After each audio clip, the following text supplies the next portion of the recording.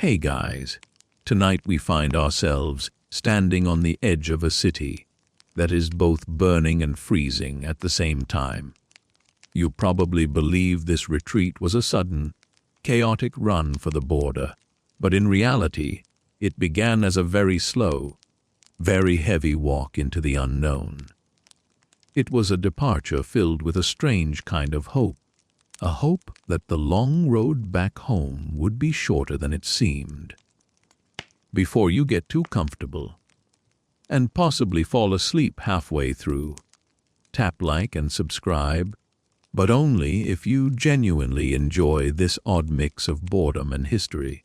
It keeps the channel alive and the stories just sleepy enough to help you drift off again next time. Also, if you're listening while tucked in, why not share where you're tuning in from and what time it is there? It's always nice to imagine all the different corners of the world where these stories are playing. Now, dim the lights. Let the world outside grow quiet, and turn on a fan if you like that soft, steady hum in the background. Let your shoulders loosen and your breathing slow. This is your time to drift. No rush, no deadlines, no noise. Just you, a little warmth in the air, and the faint whisper of history waiting to unfold. So, settle in, and let's ease gently into tonight's journey together. You are standing in the middle of a wide, dusty square. The stones beneath your feet are worn smooth by the passage of thousands of boots. It is October 19th, 1812. The air in Moscow is crisp, carrying the scent of wood smoke and old stone. The sun is a pale, yellow disk hanging low in the sky, providing light but very little warmth. You feel the weight of your blue wool coat pressing against your shoulders. It is a heavy coat, thick and rough to the touch, and you pull the collar up just a bit higher to shield your neck from the biting breeze.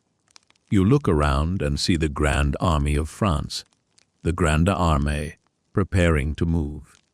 It is a massive, sprawling sea of people. Men from France, Italy, Poland, and Germany are all gathered here, their voices a soft murmur that blends into a single, low hum. There is no shouting, no bugles blowing loudly, just the steady, rhythmic sound of wooden wheels turning and horses shifting their weight. You take a slow, deep breath, and you can feel the coolness of the air filling your lungs. It is a quiet moment, a pause before the long journey begins. Historians still argue whether staying in Moscow for those 5 long weeks was the single greatest mistake of the entire campaign. You look at the scorched buildings around you, the blackened remains of a city that was supposed to be your winter refuge. The Tsar did not surrender. The peace you expected never came, and so the only thing left to do is walk. You adjust the straps of your heavy backpack. It is filled with things you probably don't need. Instead of extra flour or dried meat, you have packed away a small silver clock and a piece of silk you found in an abandoned shop. Many of your fellow soldiers are doing the same. It seems strange now, but in this moment, the idea of carrying a bit of luxury back to France feels more important than the weight it adds to your tired legs. You begin to walk. The first few steps are always the hardest. Your boots hit the ground with a soft, dull thud. Thud. Thud. It is a slow pace, a pace meant for hundreds of miles. You are not running. You are simply moving forward. The line of soldiers stretches out as far as you can see, winding like a long, blue ribbon through the ruined streets of Moscow. You pass the Kremlin, its high walls casting long, dark shadows across the path. You watch the way the light catches the gold on the church domes, a bright flash of color against the gray sky. As you leave the city limits, the pavement gives way to packed earth. The sound of your footsteps changes, becoming softer, more muffled. The dust rises in small, gentle clouds around your ankles, coating your boots in a fine gray powder. You notice the way the light filters through the autumn trees. The leaves are mostly gone now, leaving skeletal branches that reach up toward the clouds. A few remaining leaves, yellow and brown, flutter slowly to the ground, dancing in the air before settling into the mud. You find yourself watching one particular leaf, a bright orange one, as it drifts lazily downward. It moves so slowly, almost as if it is reluctant to reach the earth. The wagon train beside you is miles long. There are thousands of carriages, carts and wagons, all piled high with supplies and trophies. You see a soldier sitting on top of a heap of folded tapestries, his head nodding in time with the movement of the wheels. The horses lean into their harnesses, their muscles rippling under their coats. You can hear the steady creak of the wood and the soft jingle of the metal chains. It is a repetitive, hypnotic sound. Creak and jingle, creak and jingle. It begins to match the rhythm of your breathing. The first few days of the retreat are surprisingly pleasant. The little summer of St. Luke has arrived, bringing unseasonably warm afternoons. You feel the sun on your back, a gentle warmth that makes you want to close your eyes. You forget, for a moment, that you are in the heart of Russia. You forget that the winter is waiting just behind the horizon. You simply focus on the feeling of your feet moving, one after the other. Left, right, left, right. The road is wide here, and the fields on either side are vast and empty. One quirky fact about this time is that the army was followed by thousands of non-combatants, officials, actors, and families who had lived in Moscow and were now fleeing with the soldiers. You see a woman in a fine velvet dress walking alongside a dusty supply wagon, holding a small parasol to shield her face from the sun. It is a surreal sight, a touch of elegance in the middle of a military retreat. She walks with a quiet dignity, her silk shoes surely not meant for the rough Russian roads. You wonder how long those shoes will last. You find yourself thinking about the distance. Paris is so far away. You try to visualize the map, the rivers you must cross, the forests you must pass through. But the thoughts are too big, too heavy. It is easier to focus on the small things. The way the light reflects off the brass plate on the back of the soldier in front of you. The way the wind whistles through the dry grass. The way your canteen sloshes against your hip. These small sounds and sights become your entire world. The sun begins to set, painting the sky in shades of bruised purple and soft pink. The air cools rapidly, and you pull your coat tighter. The warmth of the afternoon is gone, replaced by a sharp, clear chill. You look for a place to stop for the night. The army doesn't use tents. Instead, you look for a spot of dry ground near a small grove of trees. You and your companions gather a few fallen branches. There is no rush. Everything is done with a slow, deliberate movement. You strike a flint, and after a few tries, a small flame catches on a dry leaf.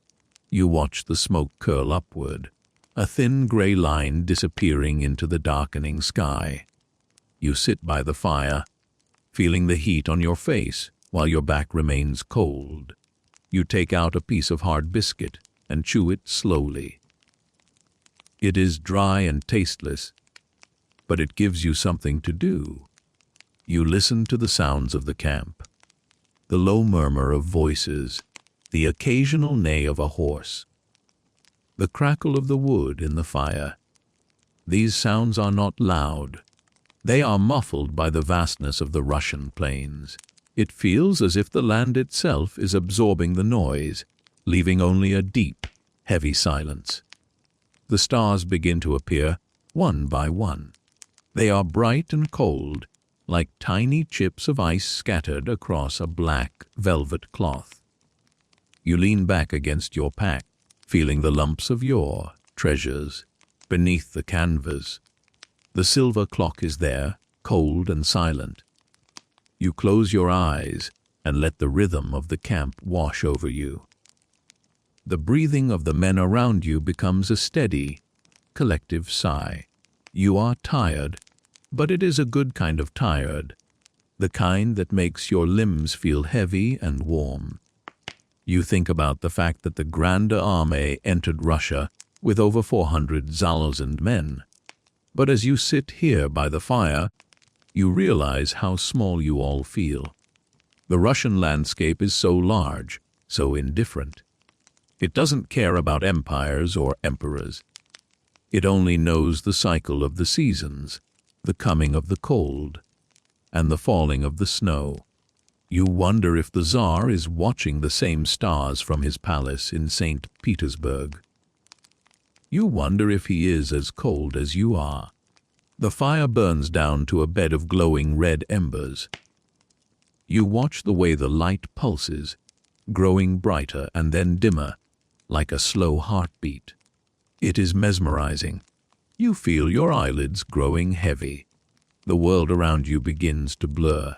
The sounds of the horses and the wagons fade into the distance, becoming a faint memory. You are safe for now. The road is long, but tonight there is only the warmth of the embers and the softness of the dark. You shift slightly, trying to find a more comfortable position on the hard ground. You realize that your boots are still on, but you are too tired to take them off. They feel like a part of your feet now, heavy and solid. You think about the miles you walked today. Perhaps 15, perhaps 20. It doesn't matter. Tomorrow there will be more miles, more dust, and more rhythmic walking. But tomorrow is far away. In the distance, you hear the faint howl of a wolf. It is a long, mournful sound that rises and falls with the wind. It doesn't sound threatening. It sounds lonely. It reminds you of how far you are from home, from the cobbled streets of Paris or the green fields of the Rhineland. But even that thought doesn't disturb your peace. You are too tired for worry.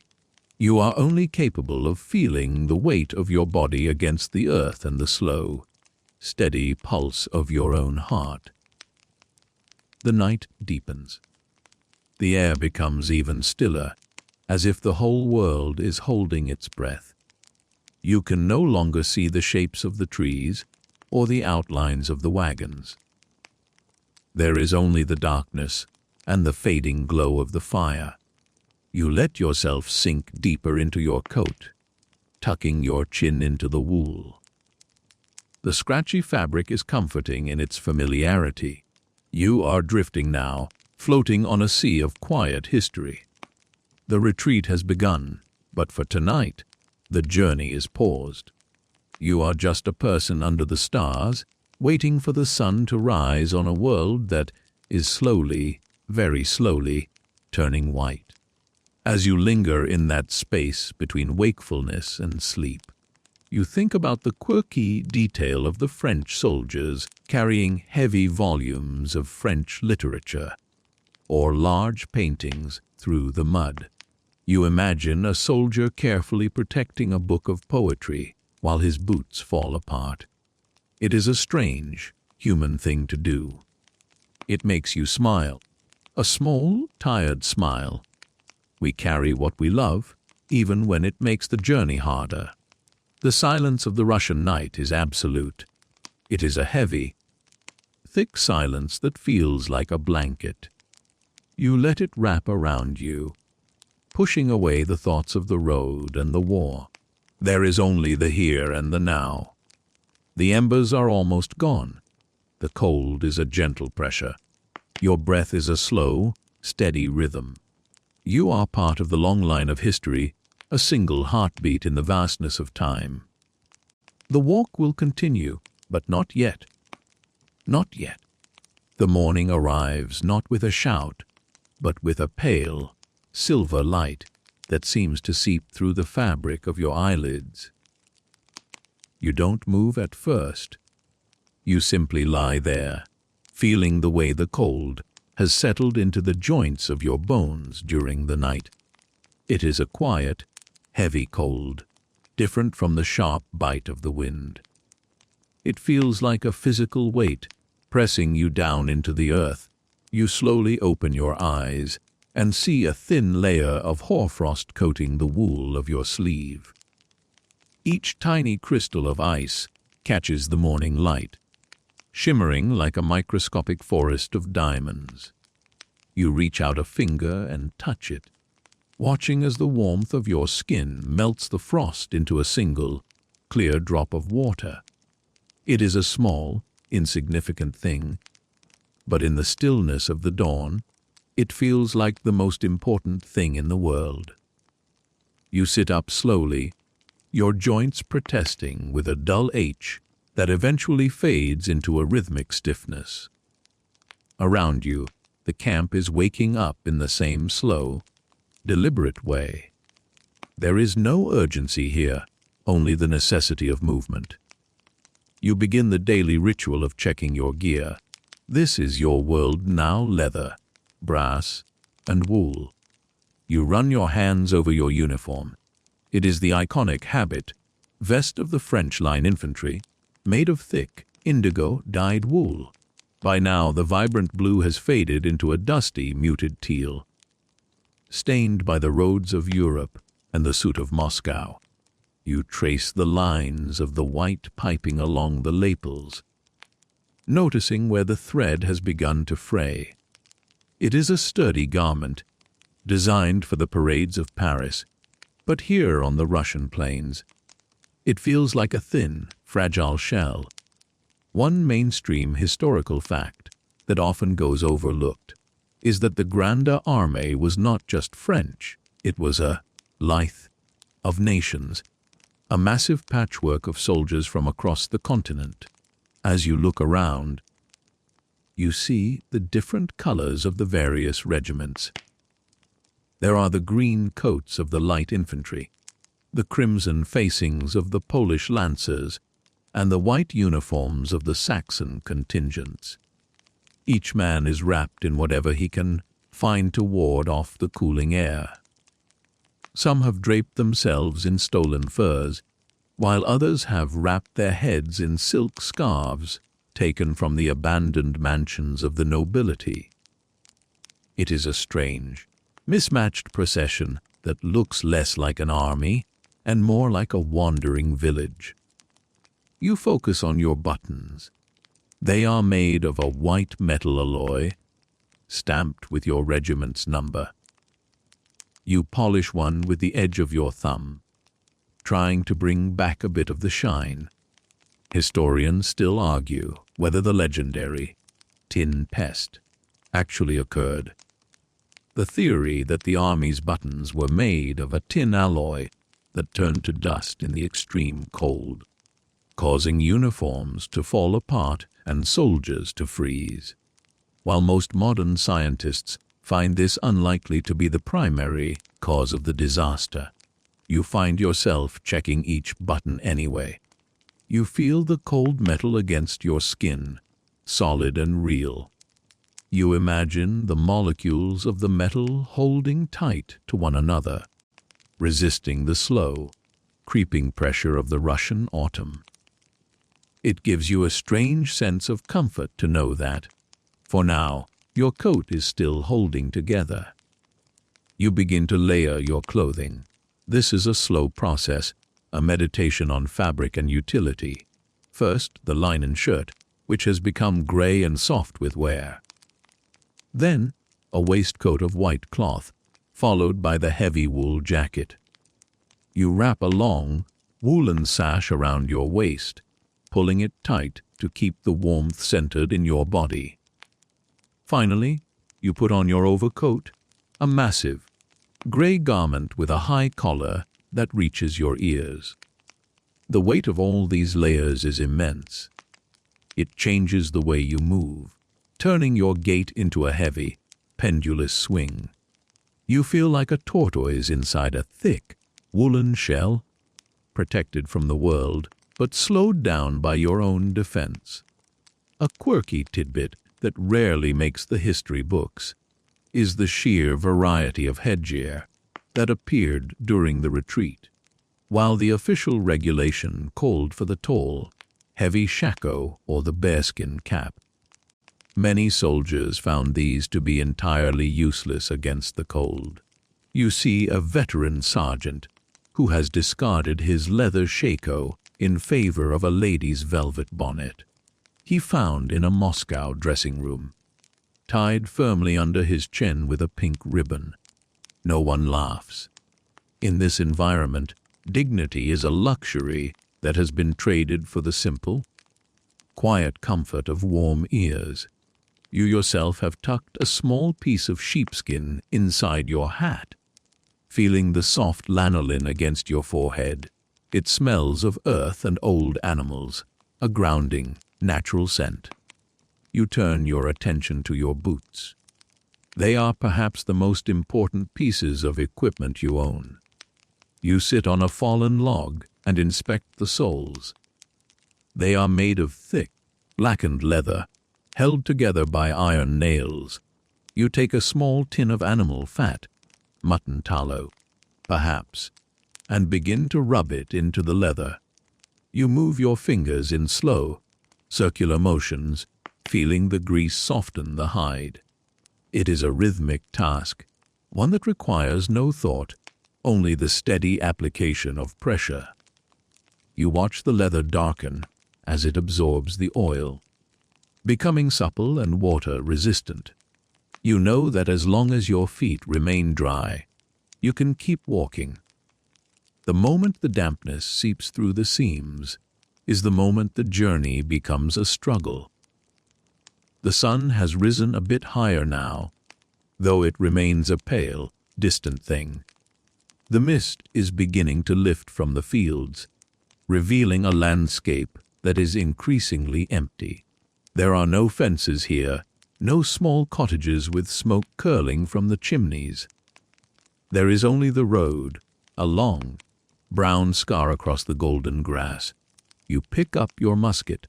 The barrel is cold, a biting chill that moves through your gloves and into your palms. You check the flint and the lock, moving the metal parts with a soft, mechanical precision. The sound of the spring clicking is the only sharp noise in the quiet morning. You shoulder the weapon, feeling the strap bite into your wool-clad shoulder. It is a familiar weight, a constant companion on this long walk. As you join the column, you notice the sound of the army moving. It isn't a roar, it is a soft, rhythmic shuffling. Thousands of boots hitting the earth at slightly different times create a sound like the tide coming in over a pebbled beach.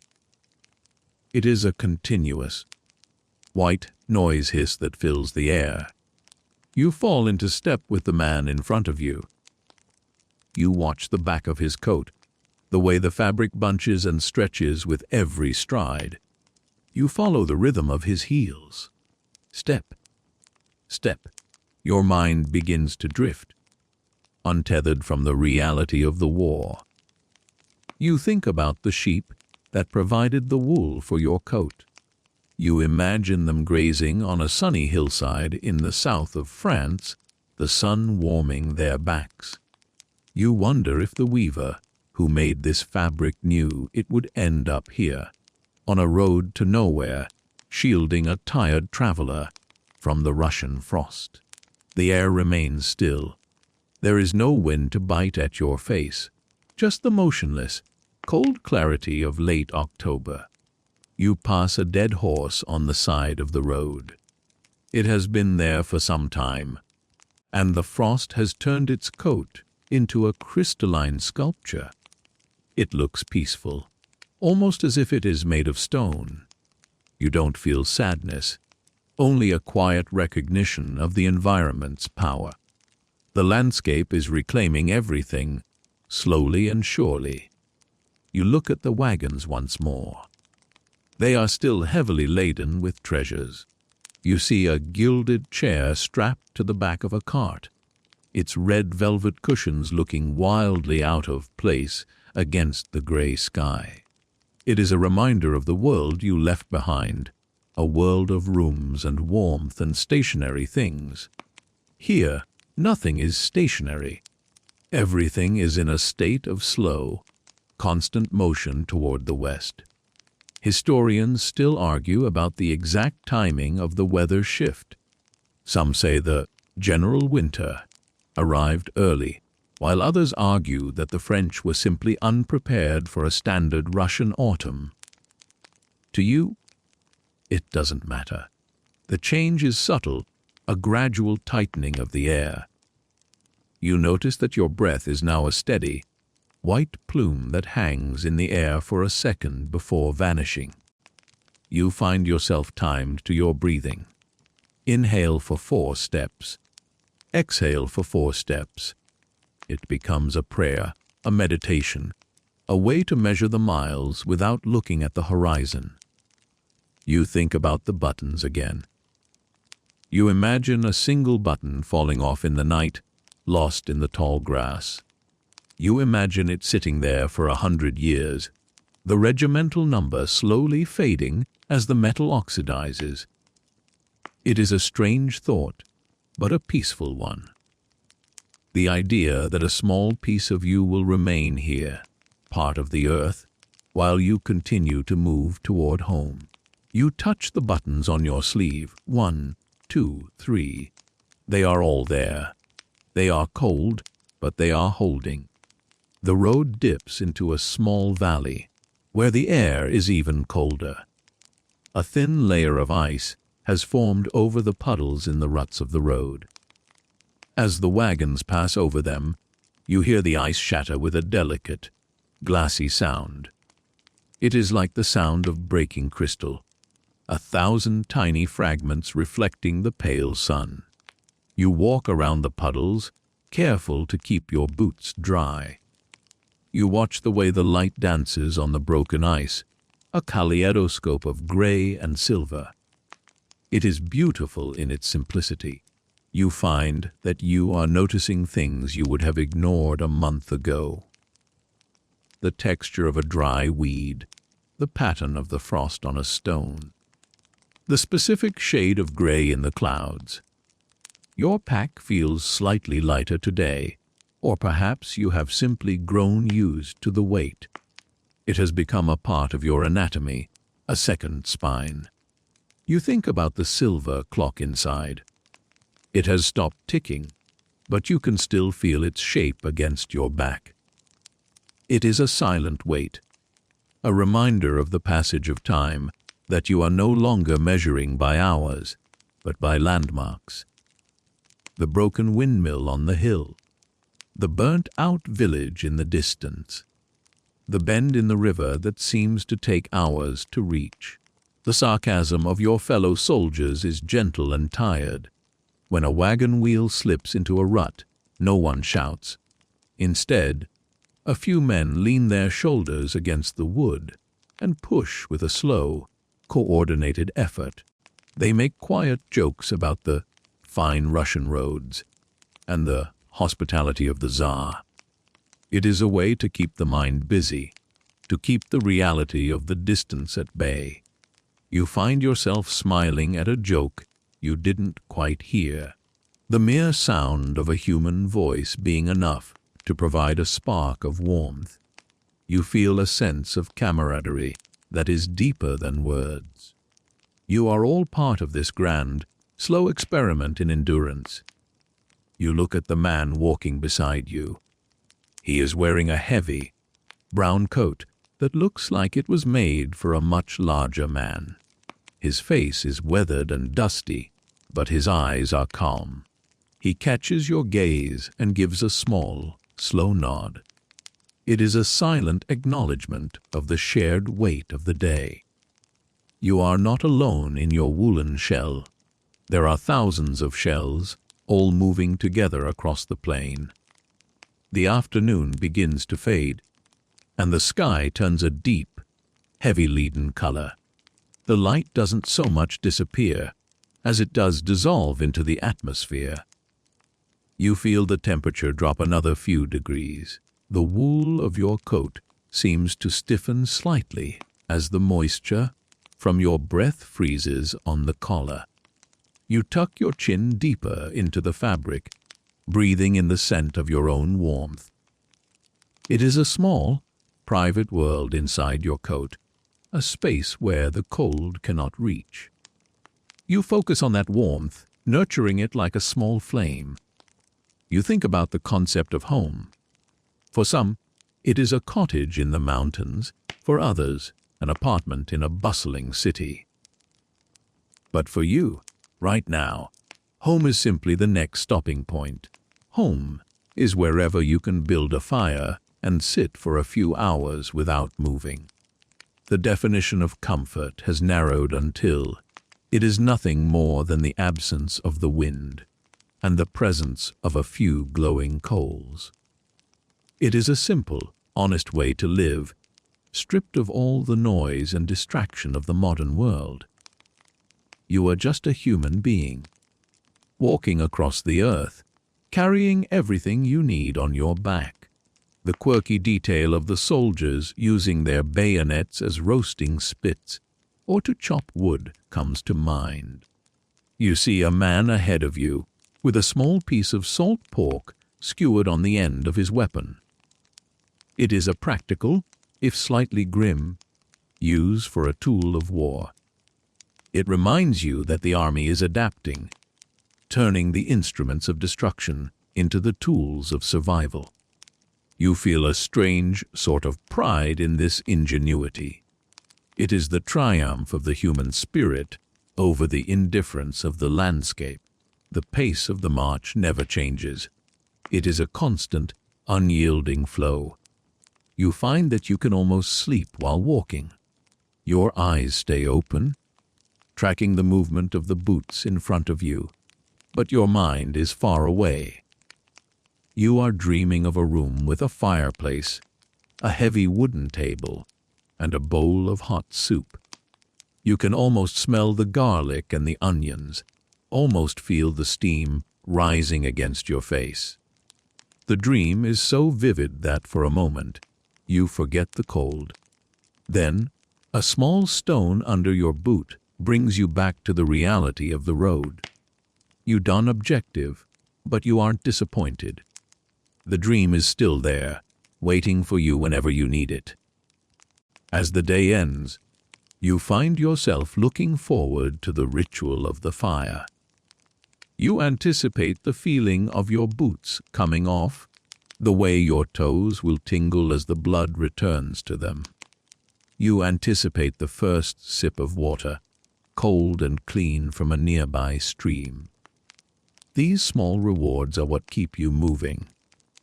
They are the milestones of your existence. You don't think about the border or the end of the war. You only think about the next 3 miles and the fire that waits at the end of them. The column begins to slow down as the commanders look for a suitable place to bivouac. The rhythmic shuffling of the boots becomes more erratic as men start to peel off into the fields. You find a spot near a low stone wall, which will provide a little bit of shelter from the breeze. You unsling your pack and let it drop to the ground.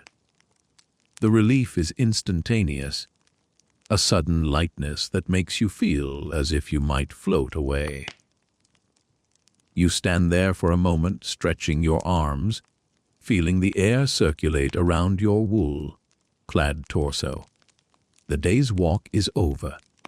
You have survived another segment of the journey, and your buttons are still intact, and your boots are still dry.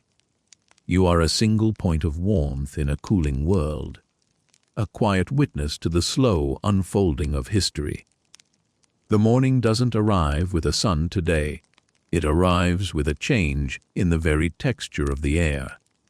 When you open your eyes, you realize that the world has been erased and replaced by something much softer, much quieter, and much more absolute.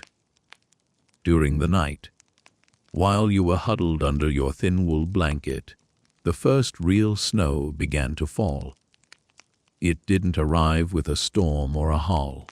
It arrived as a silent, persistent descent of millions of tiny, white flakes. You sit up and look around, and for a moment you are disoriented. The road is gone. The fields are gone. The low stone walls and the skeletal trees have all been draped in a thick, heavy layer of white. It is a world without edges, a world where the horizon has melted into the sky. You reach out and touch the snow that has gathered on the edge of your pack. It is light and powdery, the kind of snow that is born from extreme cold. It doesn't melt when it hits your sleeve, it simply sits there, a delicate, star-shaped geometry. You watch as more flakes drift down from the leaden sky. They move with a lazy, wandering motion, caught in tiny eddies of air that you cannot feel. Each flake seems to have its own path, its own slow journey toward the earth. You find yourself following one specific flake, a large, feathery one, as it dances and twirls before finally settling on the dark blue wool of your knee. It is a quiet, mesmerizing sight. The sound of the army has changed completely. The sharp, rhythmic thud, thud, thud of boots on hard earth has been replaced by a soft, muffled hush, hush, hush. The snow acts as a giant, natural silencer, absorbing the sound of the wheels, the horses, and the thousands of walking men. It is as if the volume of the world has been turned down to a low, steady hum. You can hear your own breathing, clear and rhythmic, and the soft shush of your trousers as they rub together. This new world is a lonely one, even in the middle of a crowd. The snow creates a private space around you, a small circle of visibility that moves as you move. Historians still argue whether General Winter was the primary cause of the retreat's hardships, or if the lack of proper logistical planning and winter horseshoes played a more significant role. Some scholars point to the fact that the Russian horses were shod with spikes to grip the ice, while the French horses were left to slip on the frozen roads. As you begin to move, you see exactly what they mean. The path, once soft dust, is now a treacherous layer of packed snow over frozen mud. You have to walk with a new kind of caution, placing your feet flat and firm with every step. It turns the walk into a slow, deliberate dance. You focus on the sensation of your weight shifting, the way the snow compresses and squeaks beneath your boots. It is a rhythmic, satisfying sound, a tiny protest from the ice that echoes in the stillness.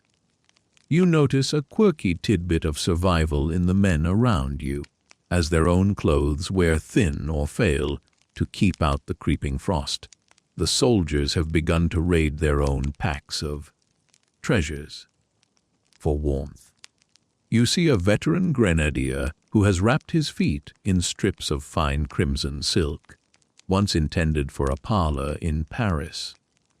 Another soldier has draped a priest's heavy, embroidered vestment over his shoulders, the gold thread glinting strangely against the white backdrop. You yourself have taken that piece of silk you found in Moscow and wrapped it around your neck beneath your collar. The fabric is cool at first, but it soon warms against your skin, providing a soft, luxurious barrier against the wind. It is a strange, Ironic sight.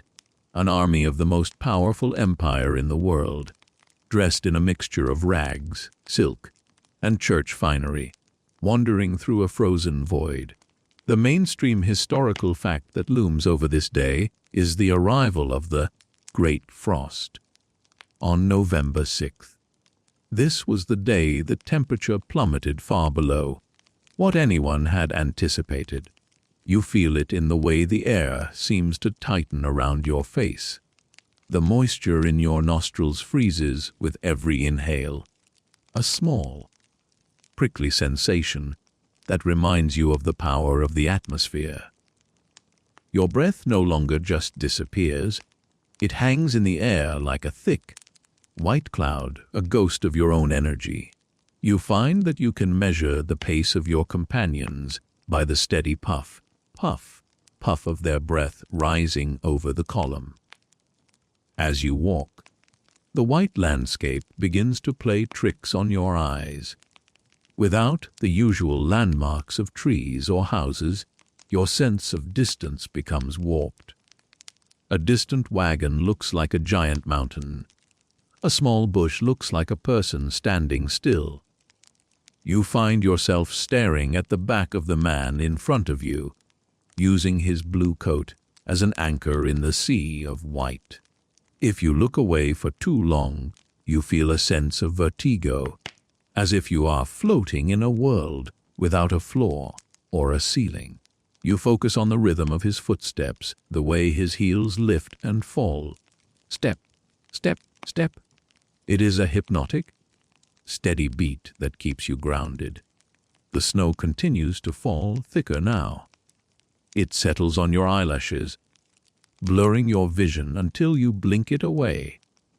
It gathers in the folds of your coat and on the top of your shako. You feel like a moving statue, a figure carved from wool and ice. But inside the coat, there is still that small, stubborn core of warmth. You nurture it. You keep your hands tucked into your sleeves, feeling the heat of your own palms. You think about the mechanics of the cold, the way it tries to pull the heat out of your body and into the vast, hungry sky. You resist it with the simple act of moving. Every step is a small victory against the frost. Every breath is a claim on the world. You pass a group of soldiers who have stopped to try and light a fire in the middle of the field. They are huddling around a pile of damp branches, their faces illuminated by the pale, gray light of the snowy sky. There is no smoke yet, just the desperate, rhythmic striking of flint against steel. You watch them for a moment as you pass, feeling a surge of quiet empathy. In this environment, a fire is not just a source of heat. It is a point of light in a world that is turning dark. It is a symbol of the human will to stay warm, to stay alive, to keep the darkness at bay. You hope they find a dry leaf, a bit of paper, something to catch the spark. The sarcasm of the retreat has turned even more inward, even more dry. A soldier near you mutters about how, at least the mud is finally gone. You don't laugh, but you feel a small, tired ripple of amusement. There is a strange kind of peace in the absolute nature of the snow. It has simplified everything.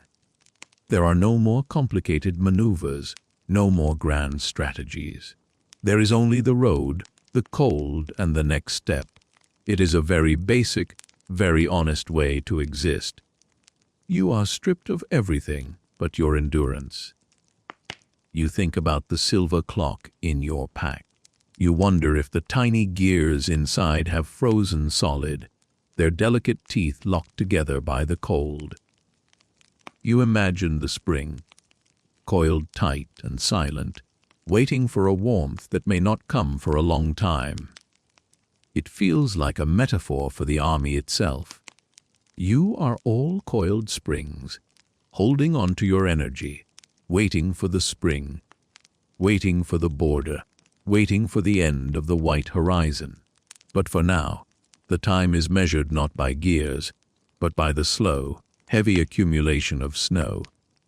The quirky detail of the snow blindness becomes a reality as the sun tries to peek through the clouds. The white is so bright, so overwhelming, that it hurts to keep your eyes fully open. You squint, looking through your lashes at the world. It turns the landscape into a shimmering, crystalline dream. Everything sparkles, the road, the fields, the coats of the horses. It is a beautiful, terrifying brilliance. You realize why some cultures have dozens of words for snow. There is the heavy, wet snow that sticks to the trees. There is the light, dry powder that blows in the wind like sand. There is the hard, crusty snow that breaks like glass under your feet.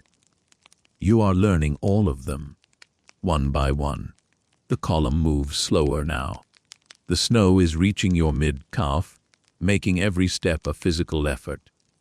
You have to lift your knees higher, breaking through the crust before setting your foot down. It uses more energy, more of that precious, hidden warmth.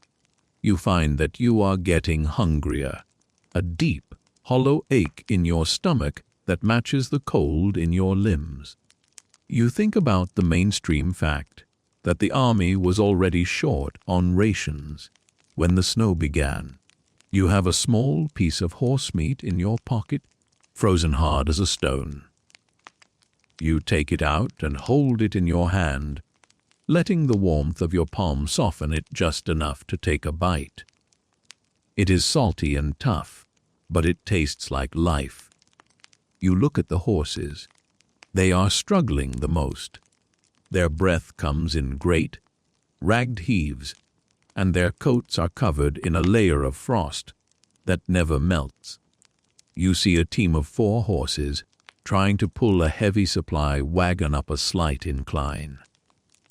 The wheels are locked in the frozen ruts, and the horses' hooves slip on the hidden ice. There is no shouting from the drivers, just the low, rhythmic hup, hup of encouragement and the creak of the leather harnesses. You feel a deep, quiet respect for these animals. They are part of the retreat, too, carrying the weight of an empire on their tired backs. The afternoon light begins to turn a deep, electric blue. This is the blue hour, when the snow seems to glow with its own internal light. The shadows are long and indigo, stretching across the white fields like dark fingers. It is a hauntingly beautiful time of day. The world feels even more silent, even more still. You find yourself moving in a trance-like state, your body operating on autopilot while your mind wanders through memories of summer. You think about the smell of mown grass, the sound of a buzzing bee, the feeling of a hot sun on your face. These memories are like small, glowing embers that you keep tucked away in the back of your mind. They provide a mental warmth that is just as important as your wool coat. Historians still debate the exact number of men who were lost during these first few days of the Great Frost. The numbers are staggering, but when you are in the middle of it, you don't think about numbers. You think about the man to your left. You think about the horse in front of you. You think about the next 10 yards of road. The scale of the disaster is too large to comprehend, so you focus on the miniature. You focus on the way the snow has formed a perfect, tiny drift against a discarded canteen. You focus on the pattern of the frost on your own glove. The quirky detail of soldiers using wine to try and stay warm comes to mind. But the wine has frozen in the bottles, turning into a slush of ice and alcohol. You see a soldier trying to scrape the frozen wine out of a broken bottle with a knife, his movements slow and clumsy. It is a futile effort, but it shows the desperation for any kind of internal heat. You realize that the best warmth comes from the movement of your own blood, from the steady rhythm of your own heart. You keep walking. The darkness begins to settle in, not as a sudden curtain, but as a gradual deepening of the blue.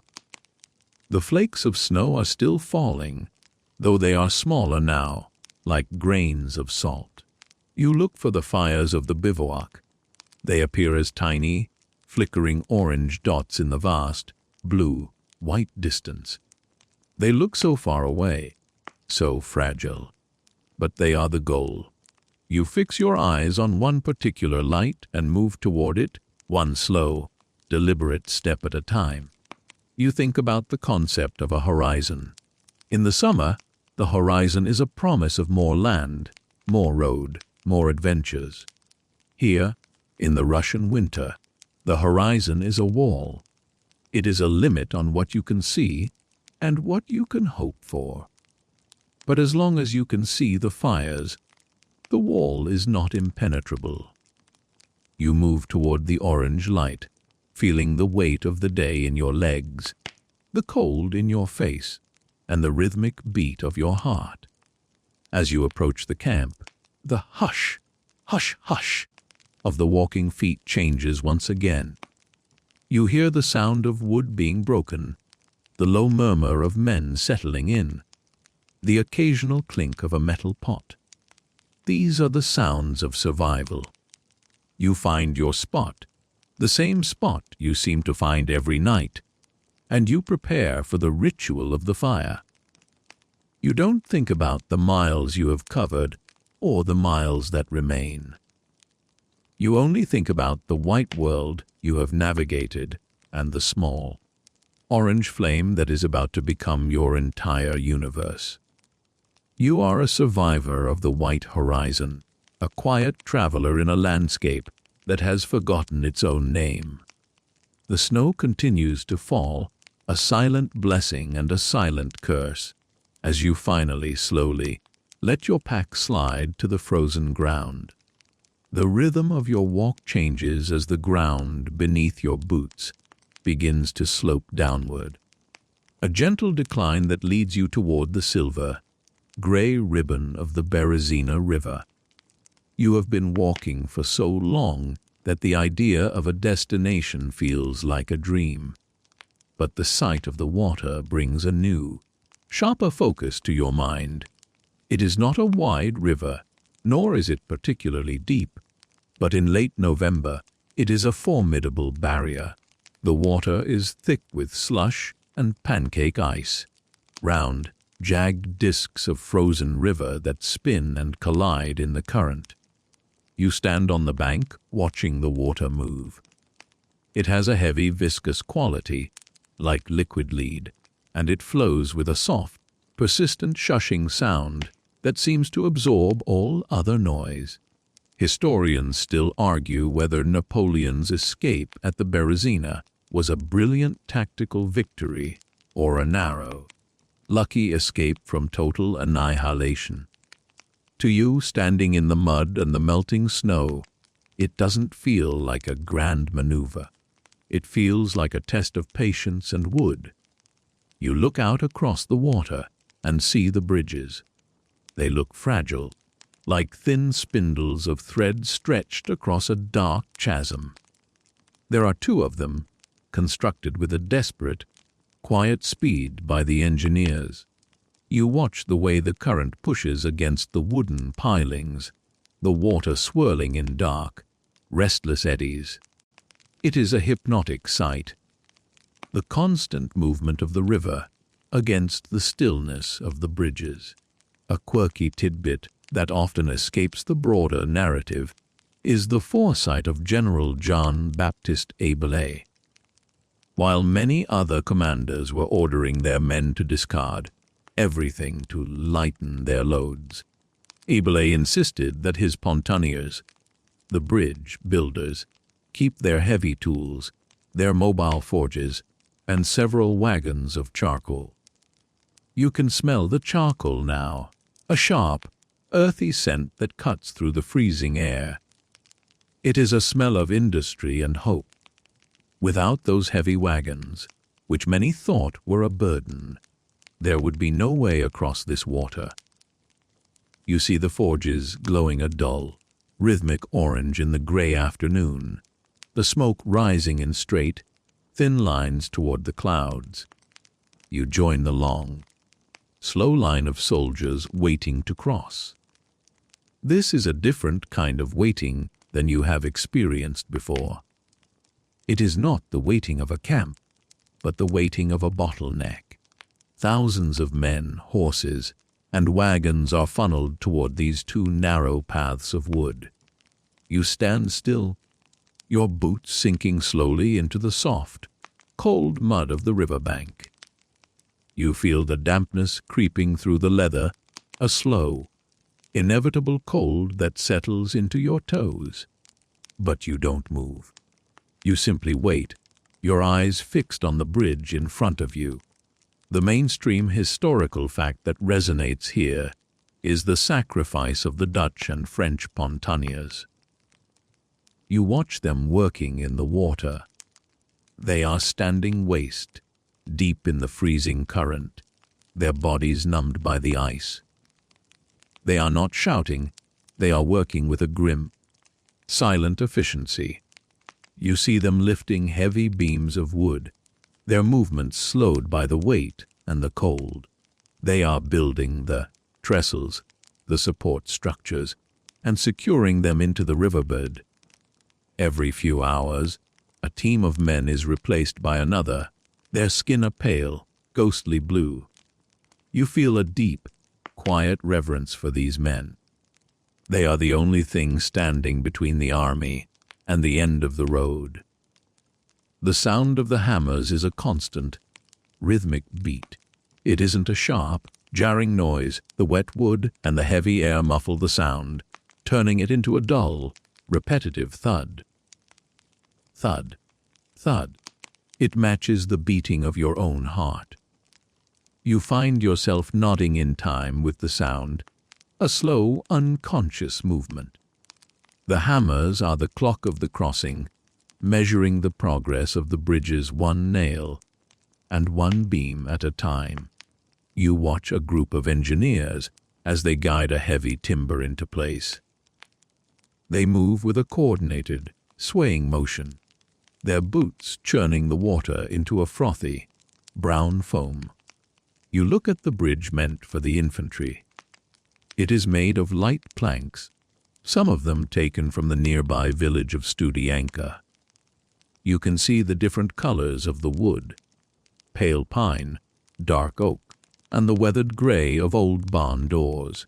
It is a patchwork path, a mosaic of repurposed lives.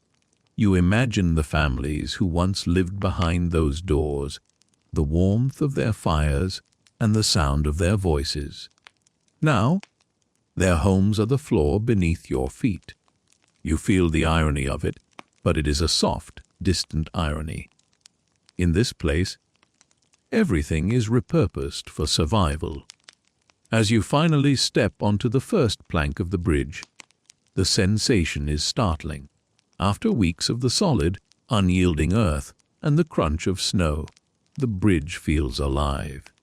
It sways gently under the weight of the men, a slow, rhythmic undulation that moves up through your legs and into your spine. You have to adjust your balance, leaning slightly into the movement. The wood creaks and groans, a low, structural sigh that vibrates through the soles of your boots. You look down through the gaps between the planks and see the dark water rushing beneath you. It moves so fast, a blurred streak of gray and white. It feels as if you are standing still while the world is being pulled away from under you. The rhythm of the crossing is slow and steady. You move one step at a time, your eyes fixed on the back of the coat in front of you. You don't look to the left or the right. You only focus on the narrow path of wood. The bridge is narrow, barely wide enough for 3 men to walk abreast.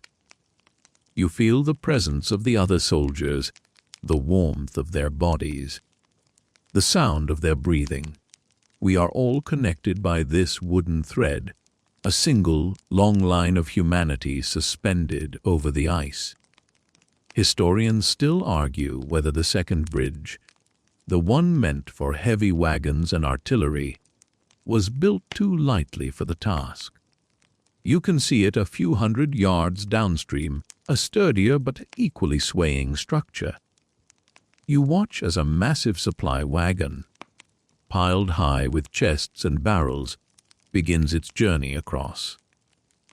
The bridge bows under the weight, the timbers complaining with a sharp, rhythmic snapping sound.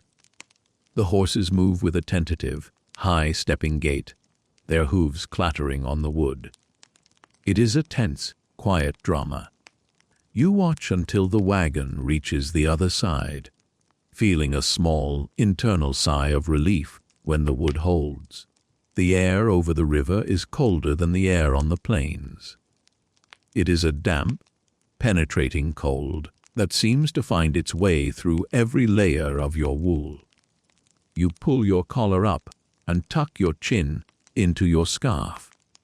The scent of the water is strong here, a clean, metallic smell of ice and minerals. It is a refreshing scent in a way, stripping away the dust and the soot of the long retreat. You breathe it in deeply, feeling the coolness in your throat. It helps to keep you alert, to keep your mind from drifting too far into the white void of the snow. You think about the silver clock in your pack again. You wonder if the rhythmic swaying of the bridge would be enough to start the pendulum swinging, if the internal gears are just waiting for a bit of motion to come back to life. You imagine the tiny tick, tick, starting up again, a small, mechanical heart beating against your back. But the clock remains silent, a dead weight in a moving world. You are the only thing ticking here, your footsteps the only measure of the passing time. One quirky detail you notice is that many of the soldiers are carrying small branches or pieces of wood they picked up on the far bank. They are holding onto them as if they are precious treasures. You realize that they are thinking ahead to the fires on the other side. A dry piece of wood is more valuable than gold in this landscape. You find yourself looking at the bridge itself, wondering if you should have grabbed a loose splinter or a discarded peg. But you keep your hands in your sleeves, preserving the warmth you have. The bridge continues to sway. It is a hypnotic, lulling motion, like being on a ship in a very calm sea. If you close your eyes for a second, you can almost imagine you are heading home across the English Channel or the Mediterranean.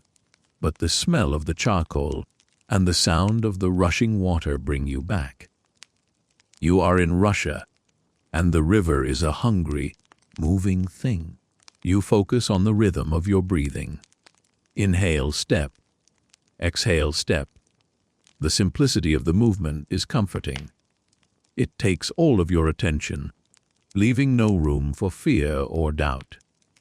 As you reach the midpoint of the river, the wind picks up, blowing a fine mist of water and ice across the bridge. It coats your coat in a thin, glistening glaze. You feel the weight of the ice, a slight tightening of the fabric. You are becoming a part of the river, a frozen figure in a landscape of gray. But the movement of the bridge keeps you tethered to the world of the living. You feel the strength of the timbers, the resilience of the wood. It is a testament to the skill of the engineers, those men who are still standing in the water, their eyes fixed on the horizon. You pass a horse that has been unhitched from a wagon and is being led across the infantry bridge. The animal is calm, its large, dark eyes reflecting the gray sky. You can see the steam rising from its nostrils, a rhythmic puff of white that matches your own. You reach out a gloved hand and touch its flank as you pass. The hide is rough and cold, but you can feel the powerful muscles beneath the surface. It is a brief moment of connection, a shared recognition of the struggle. We are all moving toward the same goal, one step, one breath, one swaying plank at a time. The far bank is approaching. You can see the dark shapes of trees and the flickering orange of the first fires. The sight gives you a small, quiet surge of energy. You find that you are lifting your boots a bit higher, moving a bit faster. The rhythm of the bridge changes as you reach the final section. The swaying becomes less pronounced, the wood feeling more solid beneath your feet. You step off the last plank and back onto the earth. The transition is jarring. The ground feels unnaturally still, as if the earth itself has stopped moving. You stand on the far bank for a moment, looking back at the river. The Berezina looks different from this side. It looks like an obstacle overcome, a memory already beginning to fade. You see the long line of soldiers still waiting, a thin blue ribbon stretching back into the mist.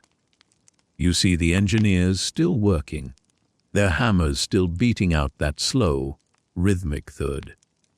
You feel a sense of profound, quiet gratitude. You have crossed the water. You have survived the swaying wood and the rushing ice. The mainstream fact that thousands did not make it across, that the bridges were eventually burned to stop the pursuing Russians, is a heavy thought. But as a participant in the moment, you don't think about the what-ifs. You only think about the ease. And what is right now is the solid ground beneath your boots and the scent of wood smoke in the air.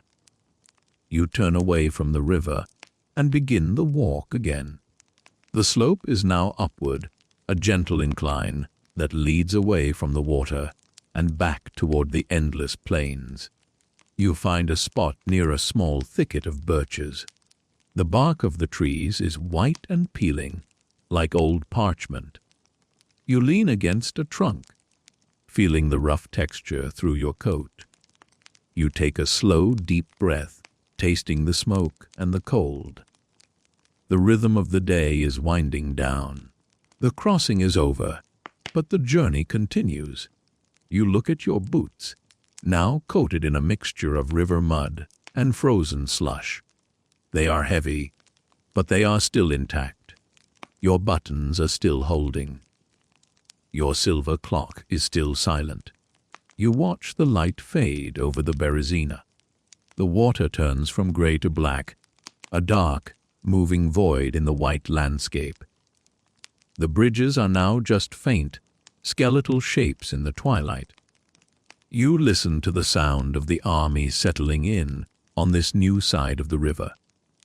It is the same sound as before, but with a new layer of quietude. We have crossed a threshold. We have left a piece of our history on the other bank, and we are moving forward into a new, even colder chapter. You let your shoulders drop, feeling the weight of the day leave your body. The river continues its shushing song, a lullaby of ice and wood, as you prepare to close your eyes and dream of a world without bridges, a world where the ground never sways. The world beyond the river has become a place of deep, blue shadows and a silence, so thick it feels like a physical weight on your shoulders. You have been walking for hours, or perhaps days. Time has lost its sharp edges and has melted into a continuous loop of movement. But then, as the light begins to fail and the sky turns the color of a faded bruise, you see it.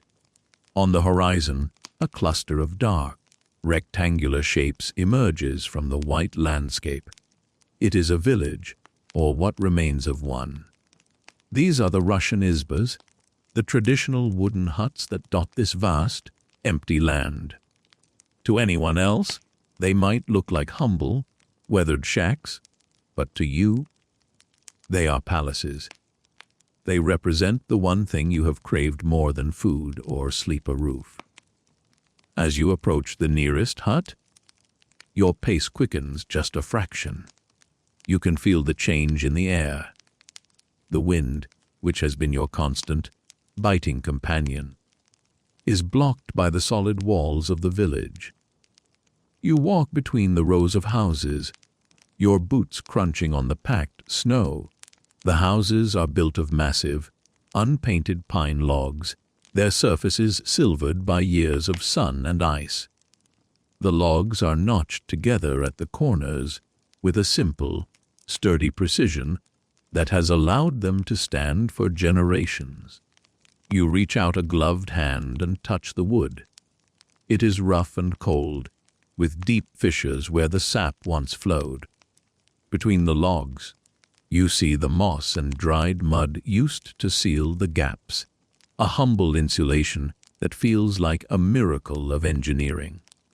Historians still argue whether Napoleon's decision to leave the army on December 5th, departing from the town of Smorgany in a small carriage, was a necessary act of political survival or a profound betrayal of the men he led. At this moment, however, the grand politics of empires feel very far away. You are not thinking about the emperor's journey to Paris. You are thinking about the threshold of this wooden hut. You step up onto the small porch, the wood groaning softly under your weight. You push open the heavy door, which is thick and reinforced with iron bands. It moves with a slow, heavy resistance, and as it opens, you are greeted by a scent you haven't smelled in weeks, the smell of old, trapped warmth. The interior of the izba is dim, lit only by the pale light filtering through tiny, thick-paned windows. The air inside is heavy and still, smelling of dry straw, wood smoke, and the faint, earthy scent of the garden vegetables that were once stored beneath the floorboards. You stand in the center of the room, and for the first time in days, you stop moving. The silence inside is different from the silence outside. Outside, the silence is empty and vast. Inside, it is cozy and protective. You feel the tension slowly begin to leave your neck and shoulders. You are safe from the wind. You are safe from the white horizon. A quirky tidbit that many people don't know about these Russian huts is the central role of the pek, or the great masonry stove. In the center of the room stands a massive structure of whitewashed brick and clay. It is not just a fireplace, it is the heart of the home. In a traditional izba, the stove is so large that the family would actually sleep on top of it, using the flat, warm surface as a bed during the long winter nights. You walk over to the stove and press your palms against the brick. It is not hot, but it has retained a faint, ghostly memory of warmth from a fire that burned long ago. It feels solid and reliable, an anchor in a world that has become fluid and dangerous. You begin the slow, rhythmic process of making yourself at home. First, you unsling your heavy pack, letting it drop to the wooden floor with a dull, echoing thud. The relief is so intense it almost feels like pain. You stand taller, your spine lengthening as the weight vanishes. Then, you begin to remove your layers. You unbutton your overcoat, the metal buttons cold against your fingers.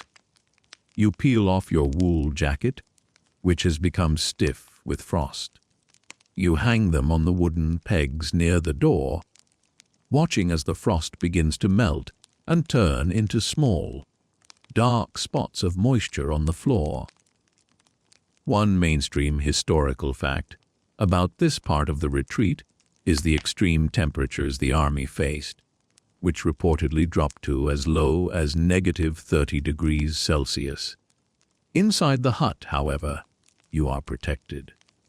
You find a pile of dry straw in the corner and begin to spread it out near the base of the stove.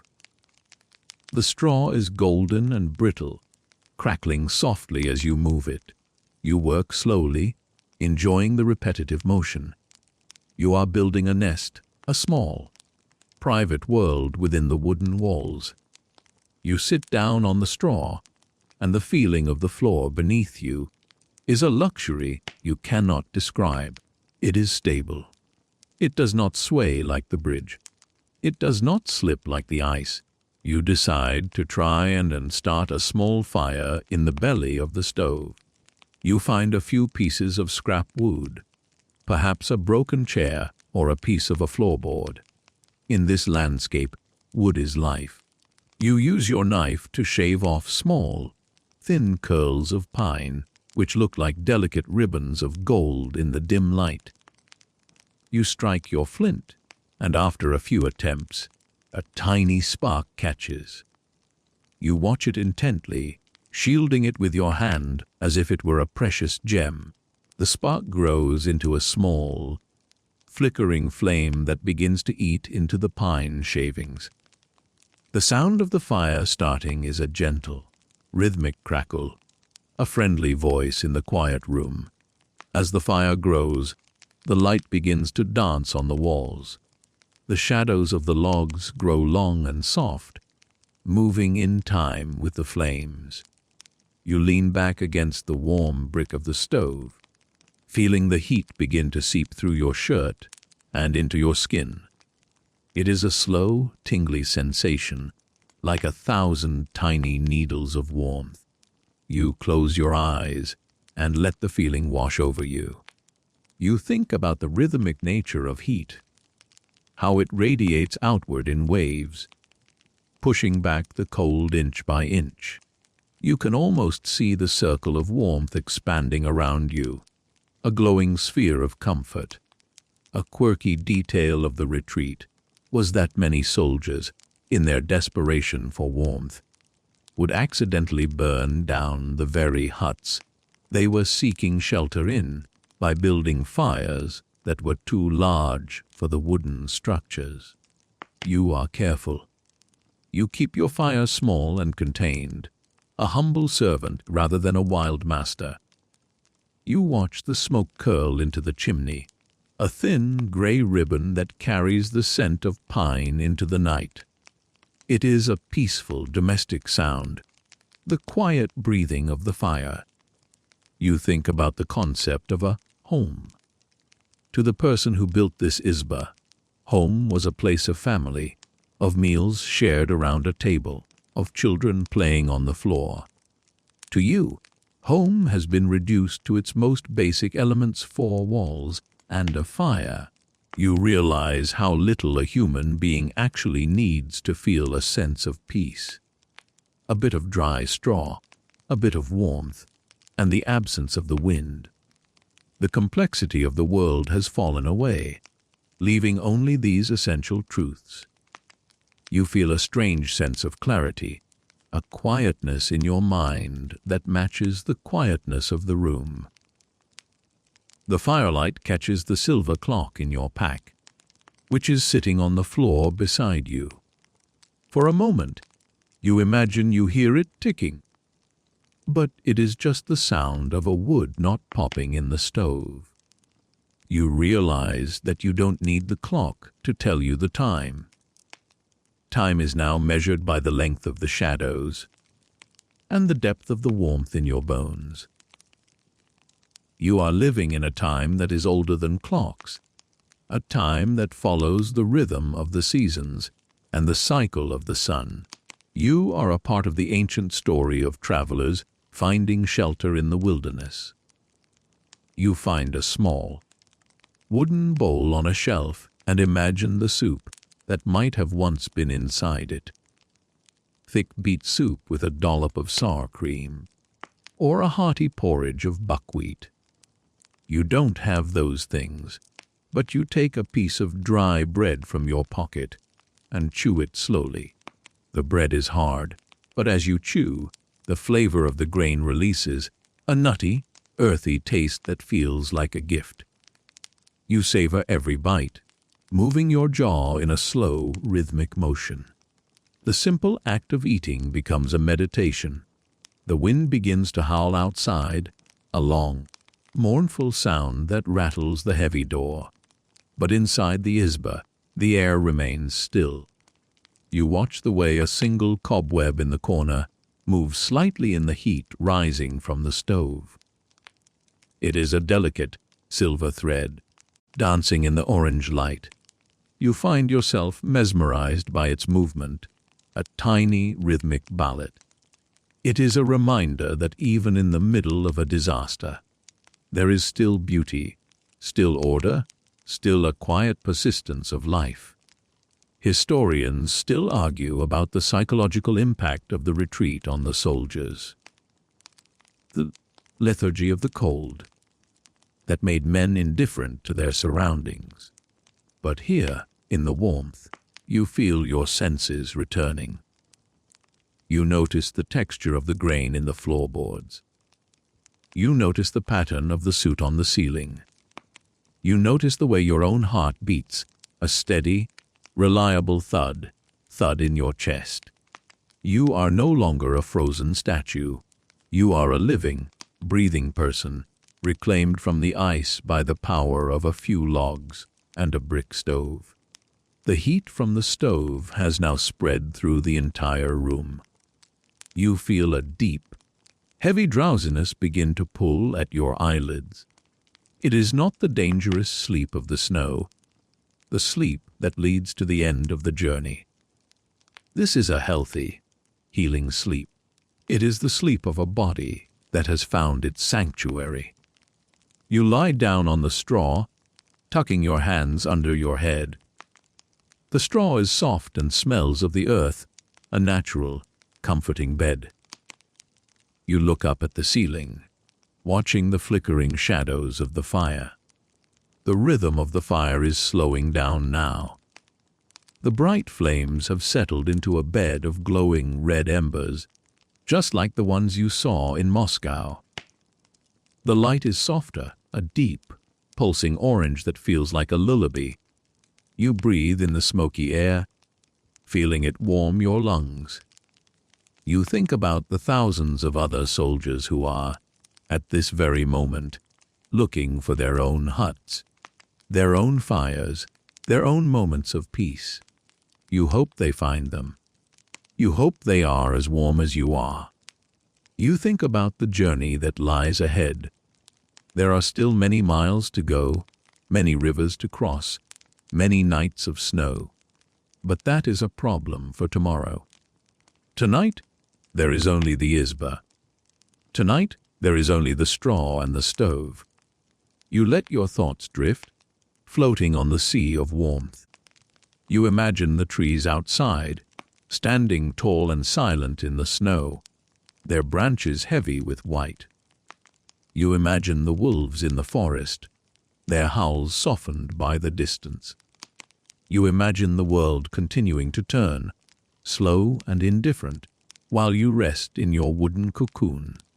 The quirky detail of the Russian red corner or the icon corner catches your eye. In every izba, there is a small shelf in the corner where religious icons are kept. The icons are gone now, but the shelf remains a small, empty platform of wood.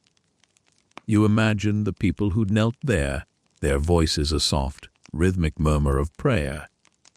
You feel a sense of connection to them, a shared human need for hope and protection. You offer your own silent prayer of thanks for the roof and the fire. The darkness in the room is now almost complete. Save for the faint glow of the embers, you feel yourself sinking deeper into the straw, the world around you fading into a soft, hazy blur.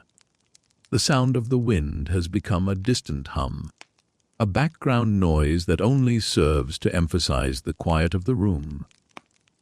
You are drifting now, the rhythm of your breathing matching the slow pulse of the glowing wood.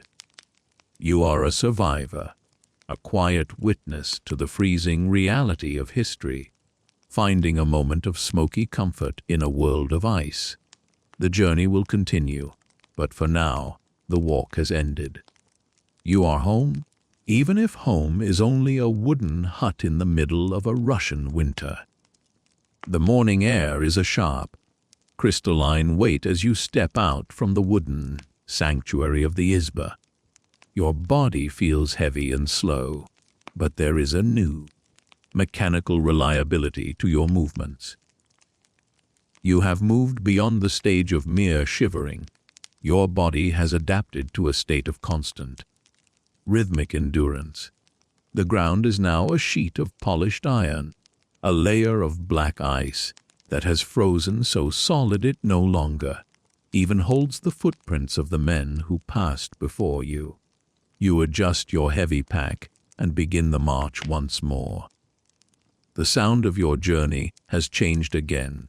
Instead of the soft hush, hush of the snow, there is the metallic, rhythmic clack, clack, clack of iron, nailed boots striking the frozen earth.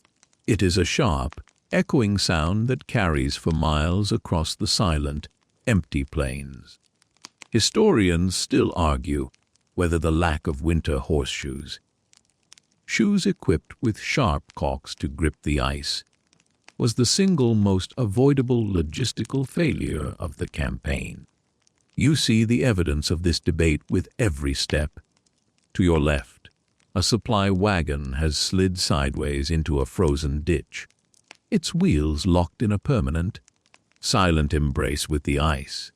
The horses stand nearby, their heads low, their breath coming in slow. White plumes. You walk past them with a steady, careful gait, keeping your weight centered over your feet. Each step is a calculation, a slow, deliberate placement of leather on ice. You feel the vibration of the strike travel up through your ankles and into your knees. It is a harsh rhythm, but it is one you have learned to trust. A quirky tidbit about this stage of the retreat is the way the soldiers began to use their own frozen clothing as a form of protection. Your greatcoat, once soft and pliable, has become so stiff with accumulated moisture and frost that it could almost stand up on its own. It has become a suit of armor, a rigid shell that holds you in a permanent, slightly hunched posture. When you move, the fabric doesn't fold, it creaks. It is the sound of frozen wool, a low, dry groan that accompanies every swing of your arms. You find comfort in this rigidity. It feels as if the coat is doing part of the work for you, holding your body together against the pressure of the atmosphere. The mainstream historical fact that defines this period is the dissolution of the army's formal structure. Regiments have blended into one another, and the grand divisions of the Grande Armée have become smaller, independent groups of survivors. You are no longer part of a grand maneuver. You are part of a rhythmic flow of human beings moving toward the west. You look at the men around you. Some are wearing pieces of Russian peasant clothing, others are wrapped in stolen carriage rugs, and a few are still wearing their full dress uniforms, the gold braid tarnished and gray. Despite the chaos of their appearance, the movement remains orderly in its own slow way. No one is running. Everyone is simply walking, one foot after the other, in a silent, collective trance. You focus on your boots. They are the most important machines in your possession. You have reinforced the soles with strips of leather cut from a discarded saddle, and you have wrapped the ankles in thick layers of wool. You watch the way the light catches the ice just before your foot makes contact. The ice is not just white. It is a spectrum of grays, blues, and deep obsidian blacks. You look for the matte patches, the places where the frost has provided a tiny bit of friction. It becomes a game, a way to occupy your mind. Step on the gray, avoid the black. Step on the white, slide on the blue. The air is so cold that it feels thick, as if you are walking through a medium more substantial than gas. Each inhale is a slow, measured process. You draw the air in through your nose, letting the heat of your nostrils take the edge off the chill before it reaches your lungs. You exhale slowly, watching the plume of white steam curl around your face. It is a rhythmic, meditative breathing. Inhale 3 steps. Exhale 3 steps. You become a living bellows, a small engine of warmth moving through a frozen void. One quirky detail you notice is the freezing of the silence. On the coldest days, when there is no wind, the air becomes so still that sounds seem to travel for impossible distances.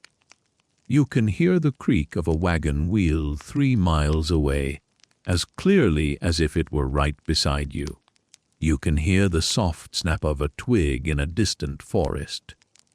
This acoustic clarity creates a strange sense of intimacy with the landscape. You feel connected to everything within the horizon. You hear the rhythmic crunch, clack of thousands of boots, a massive, slow, moving percussion section that defines the heartbeat of the retreat. Historians still debate the role of General Mud versus General Winter. But on this road, the mud is a distant memory, a ghost of a different life. The world is now entirely solid.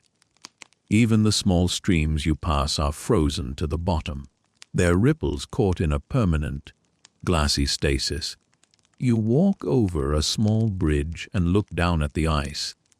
You can see the dark shapes of stones and weeds trapped beneath the surface, preserved like artifacts in a museum. It makes you think about the permanence of the cold. It doesn't just stop movement, it captures it. You feel like you are walking through a photograph, a frozen moment in time that has been stretched out over hundreds of miles. You think about the silver clock in your pack. It is still there, a silent weight against your spine. You wonder if the cold has reached the very center of the metal, if the molecular structure of the gears has changed in the deep frost. You imagine the clock becoming a single, solid piece of silver, its internal complexity lost to the simplicity of the ice. It is a peaceful thought. To be solid, to be still, to be unchanging. But you are not a clock. You are a biological entity, a system of moving parts and flowing blood. You must keep moving to stay fluid. The sun is a pale, heatless lantern hanging low in the sky. It casts long, blue shadows that stretch across the road like the bars of a cage. You walk through the shadows, feeling the temperature drop a few degrees as you leave the weak sunlight. You notice the way the light reflects off the brass plates of the soldiers' caps. It is a dull, rhythmic flash of gold that repeats down the line. It looks like a signal, a silent code being passed from the front of the column to the back. Still moving, the flashes say. Still walking. Still here. You pass a soldier who has stopped to adjust his boots. He is sitting on a frozen mound of earth, his movements slow and clumsy. You watch as he tries to tie a piece of twine around his foot, his fingers stiff and red. You don't stop to help, not out of cruelty, but because stopping is dangerous. In this rhythm, the flow is everything. To stop is to break the spell, to invite the cold to settle into your joints. You give him a small, encouraging nod as you pass, a silent acknowledgement of the struggle. He nods back, a slow, rhythmic movement of the head. He will start walking again soon. He has to. A quirky detail of the survival tactics was the use of horse bread. When the grain ran out, the soldiers would take the straw that was meant for the horses, chop it up, and mix it with a bit of flour and melted snow to bake a hard, fibrous biscuit. You have one of these in your pocket. It is as hard as a piece of wood, but as you walk, you break off a small corner and let it soften in your mouth. It tastes of dust and sun, a memory of the summer fields where the straw was grown. You chew it slowly, matching the rhythm of your jaw to the rhythm of your steps. It provides a tiny, steady stream of energy, a slow burning fuel for your internal fire. The afternoon begins to fade into the long, indigo twilight of the north. The sky turns a deep, velvety purple, and the stars begin to appear, sharper and brighter than you have ever seen them. They don't twinkle, they glow with a steady, cold light. You find yourself looking up at the North Star, using it as a fixed point in a world that is constantly shifting. The stars are the only things that haven't changed since you left France. They are the same stars that watch over Paris, over the Rhine, over the fields of your home. They are a silent, rhythmic reminder of the world beyond the ice. Historians still argue about the exact point where the Grande Armée ceased to be a fighting force and became a column of refugees. To you, the distinction is meaningless. You are still a soldier because you still carry your weapon, but you are a refugee because you are seeking a home. You are both and neither. You are a traveler in the purest sense, a person whose entire existence has been reduced to the act of movement. You feel a strange sense of freedom in this reduction. There are no more letters to write, no more orders to follow, no more plans to make. There is only the road, the rhythm, and the next mile. The wind begins to rise as the sun disappears. A low, rhythmic moaning that moves through the dry grass on the side of the road. It isn't a violent wind, but it is persistent. It carries a fine, stinging dust of ice that pricks at your skin. You pull your collar up even higher until only your eyes are visible. Your breath catches in the wool of your scarf, forming a mask of frost around your mouth and nose. You breathe through the ice, the air tasting of iron and water. It is a cold, clean taste that keeps your mind sharp. You think about the concept of the end. In the beginning of the retreat, the end was a destination, a city, a border, a bridge. But now, the end is just the next stop. The end is the moment you can sit down. The end is the moment you can close your eyes. You have learned to live in the now, a continuous present that is defined by the physical sensation of the walk. You feel the weight of your pack, the pull of your muscles, the strike of your boots on the ice. These are the only truths you have left. One quirky detail you notice is how the horses seem to have fallen into the same trance as the men. They move with a rhythmic, mechanical swing, their eyes fixed on the path ahead. They don't neigh or toss their heads, they simply endure. You find yourself walking beside a large gray horse pulling a small cart. You match your stride to its heavy, slow trot. Clack, clack, clack, go your boots. Thud, thud, thud, go its hooves. It is a shared symphony of survival, a duet of man and beast in a landscape of silence. The darkness deepens until the road is only a pale, shimmering line in the night. You move by instinct. Now, following the dark shape of the man in front of you. You can't see his face or the color of his coat, but you can see the rhythmic movement of his shoulders. He is your guide, your anchor, your brother in the ice. You feel a deep, silent bond with him, though you have never spoken. You are moving together through the heart of the winter. 2 points of warmth in a cooling universe. You think about the fires that are waiting ahead. You can't see them yet, but you know they are there. Someone will find a cluster of trees. Someone will find a dry spot of earth. Someone will strike a flint. The fires are the punctuation marks in the long, rhythmic sentence of the retreat. They are the pauses that allow the story to continue. You look forward to the pause, but you don't rush. You keep the pace, the steady, boring, but pleasant cadence of the march. The ice under your feet seems to glow in the starlight, a faint, ethereal silver.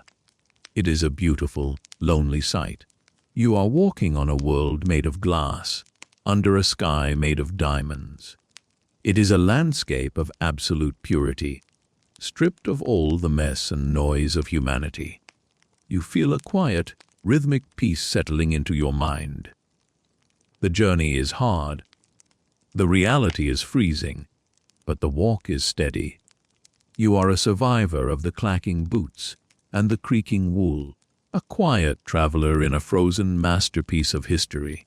The road continues, the rhythm holds, and you move forward, one step, one breath, one heartbeat at a time. The air has begun to change again, but this time it is not the sharpening of the frost or the arrival of a new storm. There is a faint, almost imperceptible softening in the breeze, a suggestion that the absolute dominion of the Russian winter is finally, slowly, beginning to fray at the edges. You are approaching the border, the Niemen River, the line that marks the end of the nightmare and the beginning of the familiar. You have been walking for so long that the idea of a border feels like a myth, a legendary place that exists only in songs and tired stories. But as you crest a final, long sloping hill, you see it a line of dark, skeletal trees marking the riverbank, and beyond them, the land that leads toward home. Historians still argue whether the retreat from Russia was the definitive end of the Napoleonic era or merely a temporary setback that the emperor could have recovered from. To you, standing on the frozen ridge, these grand scales of time and power are secondary to the physical reality of the ground. The mainstream historical fact is that of the roughly 450,000 men who crossed into Russia in June, only a small fraction. Some say as few as 10,000 to 40,000 of the original main force remained in any kind of organized state to cross back. You are one of the survivors. You feel a strange, hollow sense of victory. It is not the victory of a battle won, but the victory of a pulse that is still beating. The rhythm of this final march is different. It is no longer the heavy, rhythmic clack-clack of the ice or the hush-hush of the snow. There is a lightness in your step, a subtle increase in the frequency of your stride. You are moving toward the end of the script, the end of the road, and the end of the white silence. You look at your boots. They are held together by twine and hope, the leather worn so thin that you can feel every pebble and frozen rut. Yet they carry you forward with a steady, rhythmic persistence. You are no longer fighting the landscape. You are passing through it, a ghost of the army that once was. A quirky tidbit that reflects the strange nature of these final days is the appearance of the sacred squadron. As the army dissolved, A special unit was formed consisting entirely of officers, colonels and generals, who served as common troopers to guard the emperor. You imagine these high-ranking men, who once led thousands, now performing the basic, rhythmic duties of a sentry or a scout. It is a leveling of the human experience, a reminder that under the pressure of the freezing reality, every man is reduced to his ability to walk and watch. You see a group of them in the distance, their fine horses thin and tired, their movements synchronized in a slow, professional cadence. You find yourself focusing on the small, sensory details of the borderland. The smell of the air is changing. It no longer smells only of ice and charcoal. There is a faint, damp scent of pine resin and wet earth, the smell of a world that is preparing to thaw. You breathe it in, a slow, deep inhale that feels like a drink of cold water. Your lungs don't sting as much as they did a week ago. The air is kinder now, a gentle host guiding you toward the exit. You feel the weight of your pack one last time, shifting the straps so they sit more comfortably on your wool-clad shoulders. The silver clock inside is still there, a silent companion that has traveled 1,000 miles without ticking once. Historians still debate the miracle of the Niemen, how the remnants of the army managed to cross the final bridge at Kovno. You imagine the bridge, a simple wooden structure that represents the doorway to safety. You begin the descent toward it. The path is narrow and winding, lined with the ruins of wagons and the frozen remains of the campaign's ambitions. You move with a rhythmic caution, your eyes fixed on the dark line of the river ahead. The water is still mostly frozen, a vast, white sheet that stretches toward the horizon. But there are patches of dark, moving water near the banks. The river is waking up. One quirky detail of the final crossing was the presence of Marshal Michel Ney, the bravest of the brave. Legend says he was the last Frenchman to leave Russian soil, firing a final musket shot toward the pursuing Cossacks before walking across the bridge. You imagine him there, a solitary figure in a tattered coat, his movements slow and deliberate. You feel a sense of shared rhythm with him. You are all part of the same long, retreating line, a single, broken melody that is finally reaching its final note. You aren't firing any shots. You are simply placing one foot in front of the other, a rhythmic testimony to endurance.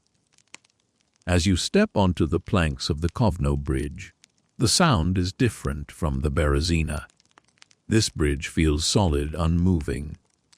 There is no swaying, no rushing ice beneath the floorboards. It is a stable, reliable crossing. You walk across it with a slow, measured pace, listening to the hollow thud, thud, thud of your boots on the timber. It is the most beautiful sound you have ever heard. It is the sound of a destination reached. It is the sound of a promise kept. You reach the center of the bridge and pause for a second, looking back at the land you are leaving. The Russian plains stretch away behind you, a vast, white ocean of silence. The trees are small and dark in the distance, the hills only faint ripples on the horizon.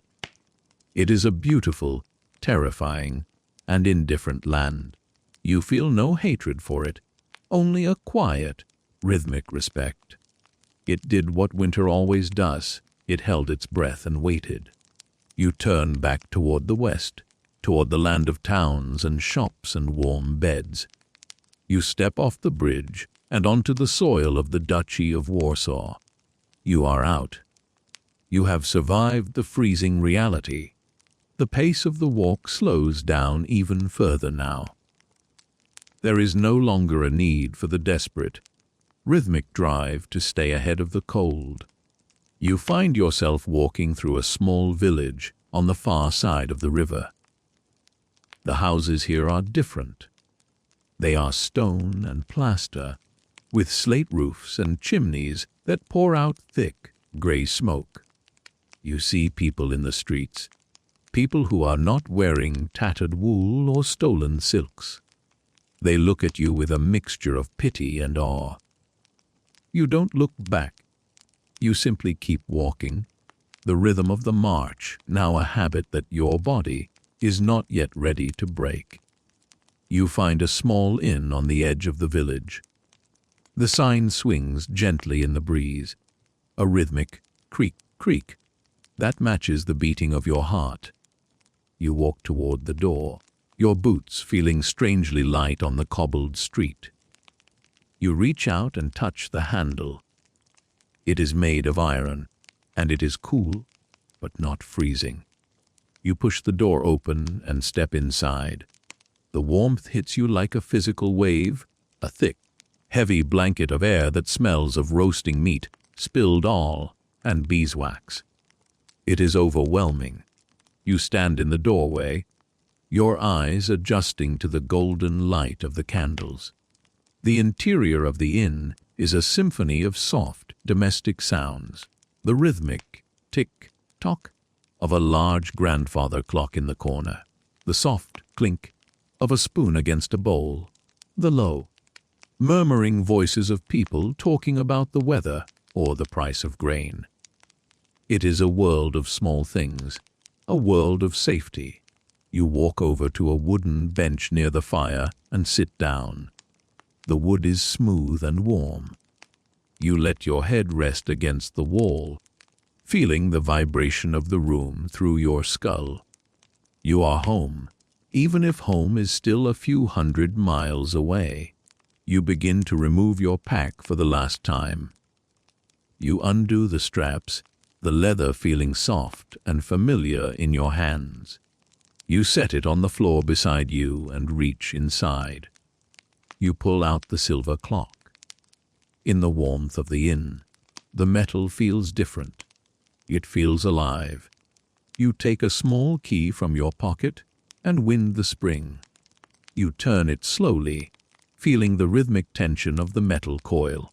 You set the pendulum in motion, a small silver bar swinging back and forth. Tick, tock, tock. The clock has returned to life. It is measuring time again, the time of rooms and meals and sleep. Historians still argue about what the soldiers felt in these first moments of safety, whether it was joy or grief, or simply a profound, rhythmic emptiness. You feel all of them and none of them. You feel a deep, heavy tiredness that is beginning to pull you down into the bench. You watch the fire in the hearth, the flames dancing in a slow, hypnotic rhythm. You look at your hands, red and weathered, and your tattered blue sleeves. You are a survivor of the greatest march in history, a quiet witness to the freezing reality of an empire's ambition. The innkeeper brings you a bowl of soup. It is thick and hot, with steam rising in a steady, white plume. You pick up the spoon and begin to eat. Each mouthful is a rhythmic ritual of warmth and life. You taste the salt, the vegetables, the rich broth. It is the first real meal you have had in months. You eat slowly, savoring the sensation of the heat moving down into your stomach. You feel your body beginning to relax, the rigidity of the ice finally melting away. You are no longer a suit of frozen armor. You are a person again. The grandfather clock in the corner strikes the hour, a deep, resonant chime that echoes through the room. It is a slow, rhythmic sound that marks the passage of a new kind of time. The time of the retreat is over. The time of the walk is finished. You lean back and close your eyes, listening to the sounds of the inn. The tick-tock of the silver clock on the table, the crackle snap of the fire, the murmur of the voices. They are all part of the same lullaby, a song of safety and rest. You think about the thousands of miles you have covered, the rivers you have crossed, the huts where you found shelter. They are all memories now, fading into the white mist of the past. You feel a sense of profound, quiet gratitude for the simple things: a roof, a fire, a bowl of soup, and the rhythm of a clock. You are a survivor, a quiet traveler who has walked through the heart of the winter and come out on the other side. The freezing reality is behind you, and the warmth of the future is waiting. You let your chin drop to your chest, your breathing slowing to match the rhythm of the fire. You are safe. You are warm. You are finished walking. The world inside the inn is growing softer now, the edges of the room blurring as the warmth finally reaches the deepest parts of your tired limbs. You can hear the low, steady rhythm of the fire, a gentle pulse that matches the slow rise and fall of your chest. The silver clock on the table continues its faithful tick-tock, a small mechanical heartbeat that tells you there is no more need to rush, no more need to measure the miles. The long road from Moscow is gone, replaced by the simple, quiet comfort of a wooden bench and a flickering hearth. Let your eyes stay closed. Feel the weight of your body settling into the straw-filled mattress they've prepared for you in the corner. It is soft and dry, a luxury that feels almost impossible after the hard, frozen earth of the plains.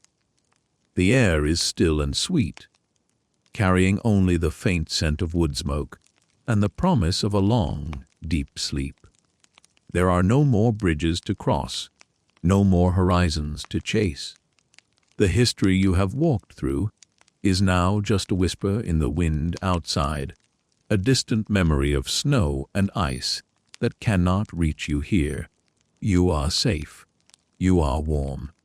The rhythm of the world is slow and steady, a gentle lullaby designed just for you. Let your thoughts drift away like the embers in the stove, glowing brightly for a moment before fading into the soft, velvet dark. Everything is quiet. Everything is still. The journey is over, and the rest you have earned is finally here. Drift down now into the deep, peaceful silence where the stories end and the dreams begin. Sleep well, traveler. You have walked far enough.